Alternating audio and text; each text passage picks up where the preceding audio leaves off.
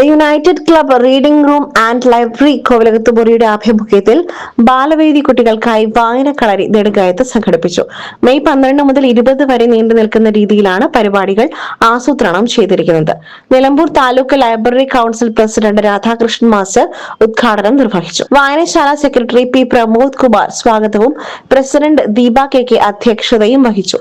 Nedumkayam forest amenity സെന്ററിൽ വെച്ചാണ് വായനക്കളരി സംഘടിപ്പിച്ചത്. വായനക്കളരിയുടെ പ്രസക്തിയും കുട്ടികൾ വായനശാലയിൽ എത്തേണ്ടതിനെ കുറിച്ചും സംസാരിച്ചു. തുടർന്ന് രാധാകൃഷ്ണൻ മാസ്റ്റർ പാത്തുമ്മയുടെ ആട് എന്ന പുസ്തകത്തെ കുട്ടികൾക്കായി പരിചയപ്പെടുത്തിക്കൊണ്ട് പുസ്തക ആസ്വാദനം നടത്തി. തുടർന്ന് അടുത്ത സെഷനിൽ കുമാരി സ്വാതി ചിത്രരചന ക്യാമ്പ് സംഘടിപ്പിച്ചു. ഉച്ചഭക്ഷണത്തിന് ശേഷം നെടുങ്കയം മഴക്കാടിലൂടെ നടന്ന പുഴയും ഡോസൻ സാഹിബിന്റെ ശവകുടീരവും ആനക്കൂട്ടിലും കണ്ടു മനസ്സിലാക്കിയതിനു ശേഷം നാടൻപാട്ട് കലാകാരൻ ജയരാജ് തണൽ കുട്ടികൾക്കായി നാടൻപാട്ടിനെയും വാദ്യോപകരണങ്ങളെയും പരിചയപ്പെടുത്തി. കുട്ടികളെ പാടിച്ചും വാദ്യോപകരണങ്ങൾ ഉപയോഗിക്കുവാൻ പഠിപ്പിച്ചും സെഷൻ ഗംഭീരമാക്കി. ക്ലൈമാക്സിൽ അവിചാരിതമായി ലഭിച്ച മഴ ആസ്വദിച്ച് വായനക്കളരിയുടെ ആദ്യ ദിനം ഗംഭീരമാക്കി.